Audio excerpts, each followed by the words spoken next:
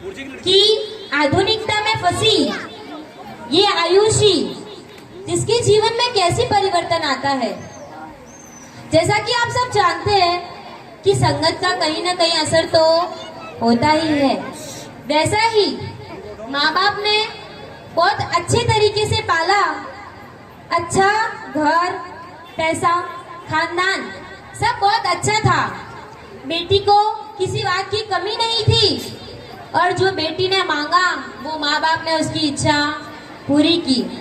संस्कार में माँ बाप कमी नहीं रखते, संस्कार में कभी माँ बाप कमी नहीं रखते, लेकिन अगर संगति का असर पड़ जाए तो कोई भी इसको चेंज होने से नहीं रोक सकता।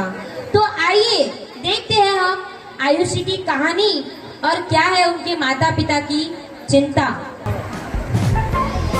जय जिनेंद्र हर्षा, आ बैठ, मुझे तुझसे कुछ जरूरी बात करनी है। मुझे कई दिनों से एक ही चिंता खाई जा रही है कि अपनी आयुषी अब बड़ी हो रही है, उसका खान पान, रहन सहन, बोलने का तरीका सब बदल रहा है। हाँ, आपने सही कहा। मुझे लगता है नई आयुषी का घर में मन लगता है, नई काम में, नई धर्म में, नई पढ़ाई में। मुझे लगता है आयुषी को साहिब जी के पास जाना चाहिए। हाँ, हम आयुषी को शिविर भेज देते हैं। वो सगरम आराधक परिवार ने इतनी अच्छी शिविर रखी है जिसमें 200 से 250 बच्चे रोज आते हैं और तो 29 अगस्त से प्रोग्राम भी चालू हो रहा है। Good morning dad, good morning mom. Good morning नहीं, जय जिनेंद्र बोलो बेटा।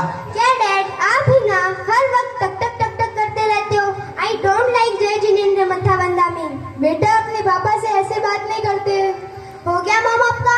तो अब मैं जाऊँ? और हाँ, आज मैं लेट नाइट आऊंगी तो आप मेरा वेट मत करना। हाँ सुनो बेटा। अब क्या है? सॉरी, कुछ नहीं, जाओ। देखा आयुषी के पापा, आयुषी ने हमसे कैसे बात की? हाँ अर्षा, तुम सही बोल रही हो। जैसा मेरा प्यार है जान तुझे दिया है।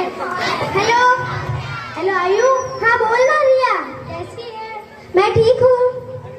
तुझे पता है आज मेरी मम्मी प्रवचन से एक नई ताजा खबर लाई है। वाओ दैट्स ग्रेट, फटाफट बोल, आई कांट वेट। तो सुन, 29 अगस्त से रानी धर्मशाला में प्रोग्राम है जिसमें कोई भी पार्ट ले सकता है। अपन आज ही प्रवचन के बाद सबसे पहले अपना ही नाम लिखवा देते हैं। यार राइट, बट अपनी किटी पार्टी वो कैंसिल कर लेते हैं, फिर कभी चलेंगे। हाँ ठीक है, फिर तू आजा। ओके। तो ये थी हमारी मॉडर्न आयुषी।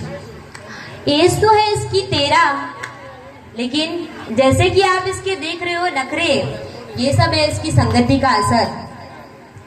न जाने बच्चे स्कूल की एज में उनमें परिवर्तन आना तो स्वाभाविक है, लेकिन संगति का तो असर रहता ही है। और आयुषी जो अब मॉडर्न जमाने में ढलने लगी है, माता पिता को दिन रात यही चिंता कि हमारी बेटी इतनी चेंज हो रही है, उसके संस्कारों में कमी आ रही है।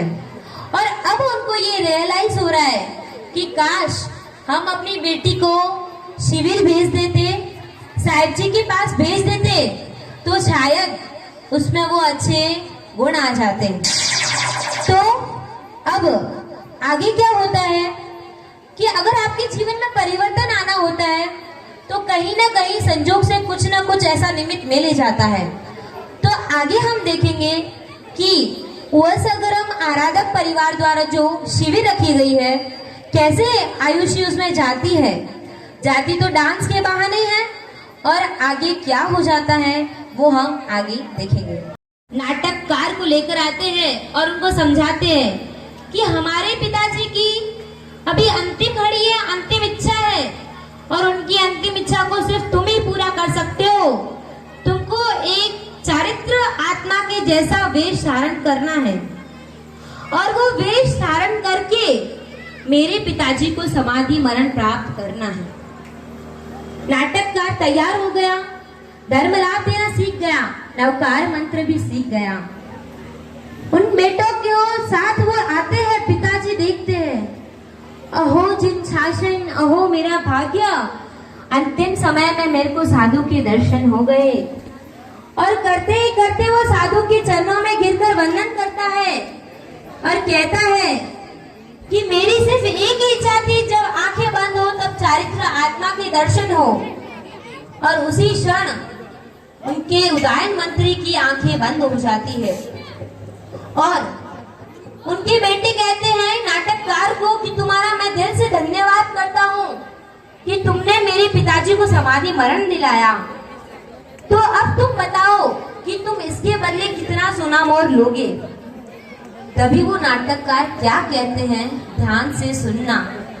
वो नाटककार की आंखों से आंसू बहने लगते हैं और वो कहता है कि तुम्हारे पिताजी जिनका संयम के प्रति इतना हो भाव, उनकी आंखें तो बंद हो गई पर मेरी आंखें खुल गई।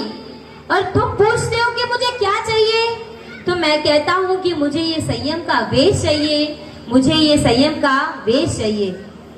मैं ये वेश कभी भी नहीं उतारूंगा, क्योंकि ये वेश क्या है?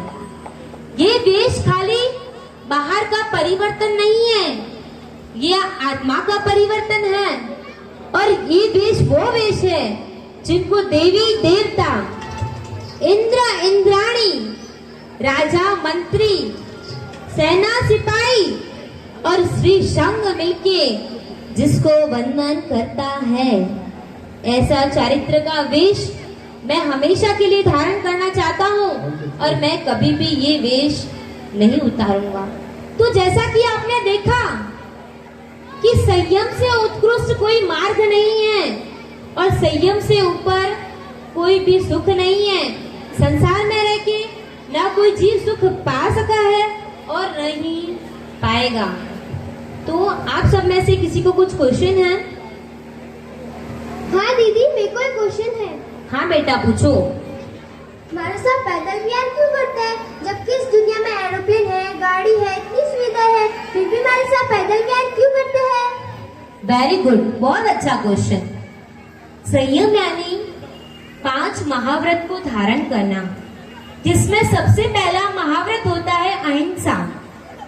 अगर साधु साध्वी गाड़ी में चढ़ते तो उनका ये कर्तव्य का पालन कैसे होता? संयम में 6 कायिक जीवों को अभयदान देने का सबसे पहले ये ध्यान रखा जाता है। और अगर साधु साध्वी एरोप्लेन, ट्रेन, बस, गाड़ी में चढ़ते तो 6 कायिक जीवों का अभयदान कैसे देता? संयम में साधु साध्वी स्व का तो कल्याण करते ही है, उसके साथ साथ पर कल्याण भी करते हैं। इसलिए सबसे उत्कृष्ट मार्ग संयम को ही बताया गया है। और किसी को कोई क्वेश्चन? दीदी मुझे भी पूछना है। हाँ बेटा बोलो।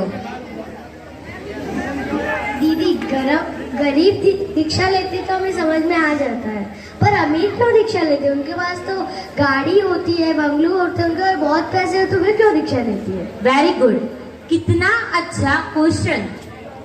कि गरीब दीक्षा ले तो समझ आता है और अमीर दीक्षा ले, क्यों ले वो दीक्षा?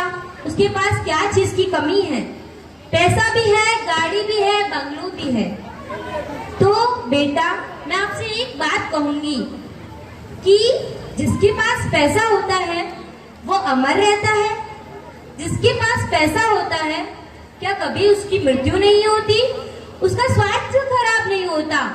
और रही पैसे की बात, तो अपने तीर्थंकर परमात्मा 24 भगवान, उनको किस चीज की कमी थी?